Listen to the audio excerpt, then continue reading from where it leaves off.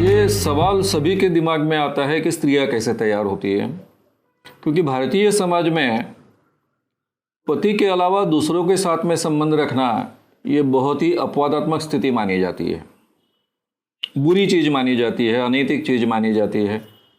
Sex के बारे में काफी सेंसिटिव है भारतीय समाज। इसीलिए सबको ये सवाल, सबके दिमाग में ये सवाल खड़ा होता है कि इतने बड़े पैमाने पर ये स्त्रियां बाबाओं के साथ में शारीरिक संबंध बनाने के लिए कैसे तैयार होती है। उसके दो कारण हैं। पहला कारण तो ये है कि एक पति और एक पत्नी ये संबंध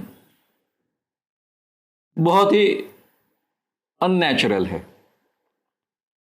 इंसान को ये नेचर ने जो बनाया है, ज्यादा से ज्यादा बच्चे पैदा होने चाहिए, इसलिए स्त्री पुरुषों के संबंध बार बार हो ताकि ज्यादा से ज्यादा बच्चे पैदा हो, इसीलिए नेचर ने तैयार किया है। ये जो मैरिज सिस्टम, विवाह संस्था हमने तैयार की, ये कुछ 5,000 साल की ज्यादा से ज्यादा होगी। इन 5,000 सालों में और खास कर गए कुछ 300-400 सालों में हम संस्कारों के जरिए एक पति और एक पत्नी जिंदगी भर एक दूसरे के साथ में प्रामाणिकता से जिए, ये सिखाने का, उस ढंग से जीने का प्रयास कर रहे हैं। तो नेचुरली ऐसा पति के अलावा दूसरे के साथ में संबंध बनाना एक नेचुरल नेचर का हिस्सा है। यानी वो बहुत अपवादात्मक और बहुत कुछ एक्सेप्शनल चीज है ऐसा मानने की जरूरत नहीं है। ये पहली बात हम समझ लेंगे।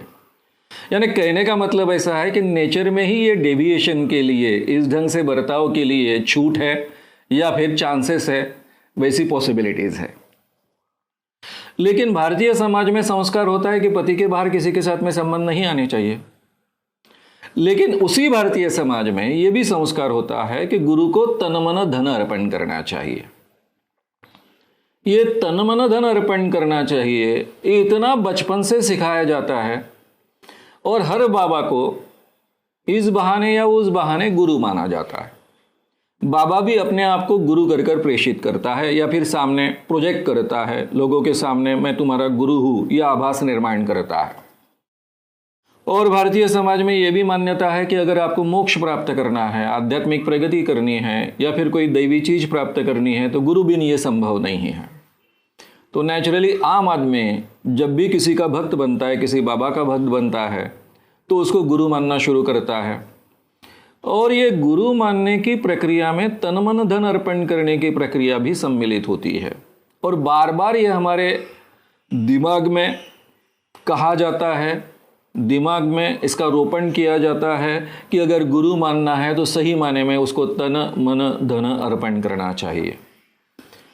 धीरे धीरे ये भी बातें दिमाग में घुस जाती है कि तन अर्पण करने का मतलब पुरुषों ने मेहनत करनी चाहिए, लेकिन अगर बाबा गुरु है, पुरुष है, तो उस गुरु को अपना तन देना चाहिए, यानी अपना शरीर देना चाहिए। ये भी कहीं ना कहीं कहा जाता है। इसके लिए मैं एक बहुत अच्छा उदाहरण दूंगा। राम रहीम को जब एक्सपोज किया गया तब काफी चीजें बाहर आई।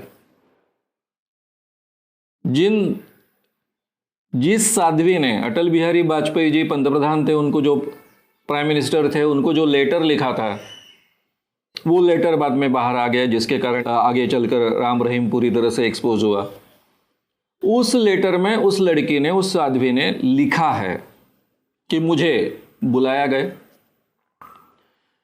जब राम रहीम ने मुझे बुलाया, मुझे बहुत आनंद हुआ क्योंकि भगवान ने मुझे बुलाया है। आते ही उसने कहा कि तुम मुझे बहुत पसंद हो, मैं तुम पर प्रेम करता हूं, आज तुम्हें मेरे साथ सोना पड़ेगा। उसने नहीं कहा। नहीं कहने के बाद में राम रहीम उसको जवाब देता है कि जिस दिन तुमने मुझे गुरु माना है, उसी दिन तुमने तुम्हारा तन मन धन मुझे अर्पण किया है, तुम्हारा तन मुझे अर्पण किया है, तुम्हारा शरीर मेरे मालकियत का है, तुम नहीं कह सकती हो। मैं इस पर ट्रेस देकर यह बात कह रहा हूं कि राम रहीम जैसा व्यक्ति भी उसको कहता है कि तुमने ऑलरेडी तुम्हारा तन मुझे अर्पण किया है, तुम्हारे मालकियत का नहीं है, चाहे मैं उसका जो कुछ भी करना चाहूंगा करूंगा। फिर उसके बाद में वो नहीं बोलती है, फिर बोलती है आप भगवान हो, आपको ये शोभा नहीं देता। उस पर ये राम रहीम जवाब देता है कि भगवान कृष्ण को 16 सहस्त्र स्त्रियां थी उपलब्ध, मैं भी तो भगवान हूँ, फिर मुझे भी, वगैरह वगैरह आगे की सब चर्चा है उस लेटर में, बाद में हम देखेंगे भी वो लेटर बहुत विस्तार से। तो कहने का मतलब ऐसा है कि हर बाबा लोगों को सिखाते वक्त खासकर स्त्रियों में तुम्हारा तन मुझे अर्पण करना चाहिए, इस ढंग का संस्कार करता है।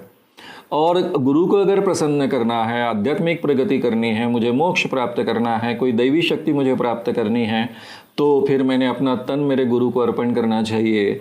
ये जो मान्यता दिमाग में बैठ जाती है, इस कारण, और नेचुरली तो डेविएशन के लिए चांसेस है, ये तो है ही, ये दोनों कारणों के कारण स्त्रियां बड़े पैमानों पर बाबा के साथ में रिलेशन रखने के लिए तैयार हो सकती है। अगर आपको ये वीडियो पसंद आया हो तो उसे लाइक और शेयर करना ना भूलें। चैनल को सब्सक्राइब करने के लिए और नोटिफिकेशंस पाने के लिए कृपया बेल आइकन दबाएं।